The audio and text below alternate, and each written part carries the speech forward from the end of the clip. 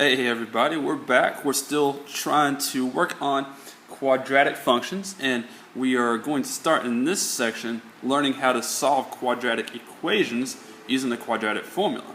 Alright, now you just got done learning how to solve quadratic equations by factoring and solve quadratic equations by completing the square. Now, two things we're going to accomplish in this section. First of all, I'm going to show you how you can use completing the square to derive the quadratic formula. And then I'm going to show you how to solve quadratic equations using the quadratic formula. And I don't want to waste too much time. This video should be the shortest of the videos that you're going to see for quite a long time, because all we're going to be doing is this right here. We're going to solve this equation, ax squared plus bx plus c equals 0. We're going to solve that by completing the square. Okay, now a word about completing the square and factoring.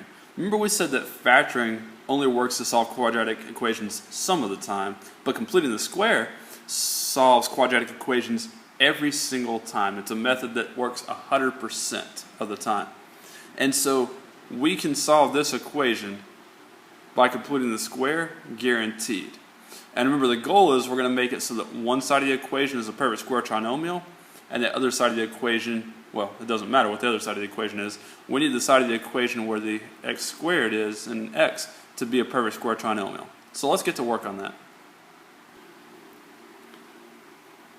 Alright, one last note. I would expect you on a quiz or on a test to be able to do what I'm about to do right here, to derive the quadratic formula by completing the square. Okay, now remember, when you're completing the square, one of the things that you want to accomplish is you want to get your constant term on the opposite side of the equation from your variable terms. And since x is officially the variable here, because that's what we're solving for, that makes c, that's just a constant term. It could have been 17, it could have been the square root of 5, it could have been anything. Anyway, we're getting our constant term on the opposite side of the equation. Alright, and then also remember that before you're able to make the perfect square trinomial over here, you need this to be a 1x squared. We don't want it to be anything else x squared. We want it to be a 1x squared. Completing the squared doesn't work the way we learned it unless that's a 1x squared. So, how do we make that a 1x squared? Well, we're going to divide both sides of the equation by a. Now, ax squared divided by a is, of course, just going to be x squared.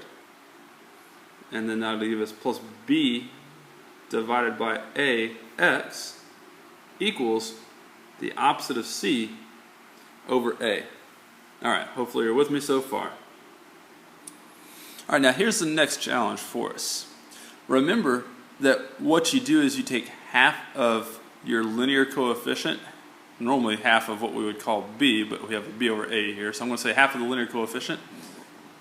You take half of the linear coefficient, you square it, and you add that value to both sides of the equation. Well, that's what we're going to do right here. I'm going to show you a little scratch work off to the side. If I'm going to take half of that linear coefficient, that means 1/2 times b over a, and so that's going to give us b over 2a. And then if you square b over 2a, alright, b times b is b squared. 2a times 2a is 4a squared. That's the quantity that we're going to add to both sides of this equation. So watch. Okay, you see that I've added that quantity b squared over 4a squared to both sides. Half of the linear coefficient squared. Okay, now at the point when you've done that, what you've done is you've guaranteed that the left side of the equation here is a perfect square trinomial. Hopefully you can tell that the first term and the last term are perfect squares. And so what we're going to do is we're going to rewrite that side of the equation as a binomial squared. Alright, so as x plus something squared. Now remember, the way you figure out what it is you add or subtract from x here is you take the square roots of this last term. Or in other words, you think about what did you square that would give you b squared over 4a squared. Well, didn't we square b over 2a for that? So when we write that as a binomial squared is going to be x plus b over 2a squared. Alright, and so we're almost ready to go ahead and take the square root of both sides. We need to do a little bit of cosmetic work on the right side of the equation. Now this negative c over a plus b squared over 4a squared mess, it is a bit of a mess right now. What I'm going to try to do is to combine these two things into a single fraction. And of course, if you're going to add two fractions, you need a common denominator, and that common denominator is going to be 4a squared. So I need to multiply negative c over a times 4a over 4a. I'll do that as scratch work. Alright, you can see over here I'm multiplying negative c over a times 4a over 4a, and that's going to give me negative 4ac over 4a squared. Okay, so now this is negative 4ac over 4a squared. That's b squared over 4a squared. I'm going to be able to combine those on the next step. I just want to go ahead and write that all into a single equation for a moment. Okay, so hopefully all of that makes sense so far.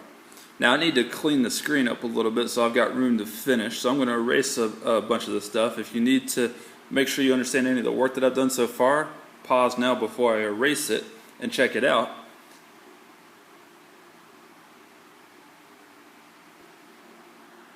Okay, so here's where we're at. I'm going to do one more cosmetic thing before we actually try to go ahead and get x by itself. And that is, I'm going to go ahead and add those two fractions on the right side of the equation. And I'm going to do it in such a way that it starts looking like the quadratic formula that I'm pretty certain you're familiar with. You see we're going to add the two numerators here, negative 4ac plus b squared, but I'm going to keep the positive term first. So I'm going to actually write b squared minus 4ac, and then we'll keep that same denominator 4a squared.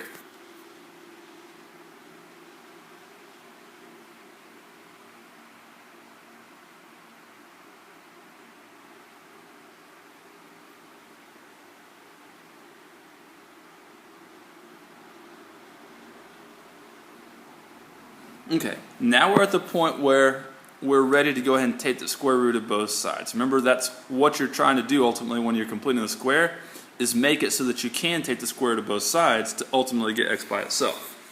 And so let's go ahead and do that. Of course, if we take the square root of the left side of the equation, that's just going to give us x plus b over 2a. Alright, now on the right side of the equation, this numerator is not a perfect square. However, the denominator is a perfect square. Alright, so when we take the square root of that entire fraction, we're going to leave the numerator underneath the radical, but we're not going to leave the denominator underneath the radical because it's unnecessary. And remember, we're taking the positive and negative square root of both sides of the equation. Alright, so that's going to give us plus or minus the square root of b squared minus 4ac over, and then the square root of 4a squared is 2a. Hope this is looking really close to the quadratic formula for you. Alright, two more steps here really. One more to get x by itself, and then one more to make this look like the quadratic formula. Alright, you see where we've got the x plus b over 2a? We need to subtract b over 2a from both sides of the equation.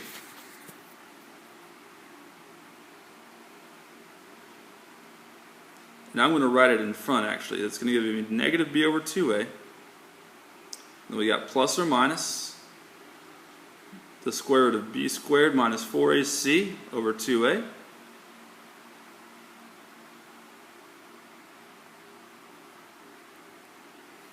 Alright, I'm going to have to do a little more cleaning up of the screen just once more. So pause this if you don't understand what I've done. I'm about to erase it.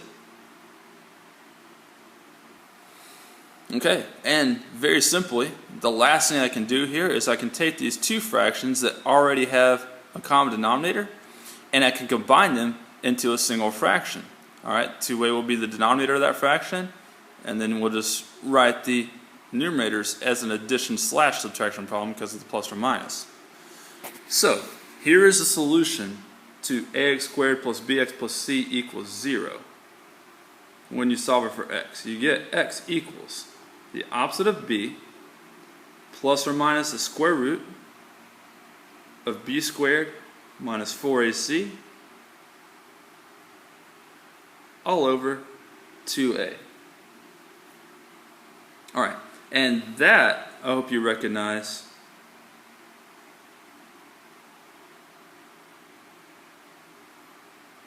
the solution to that equation is simply the quadratic formula.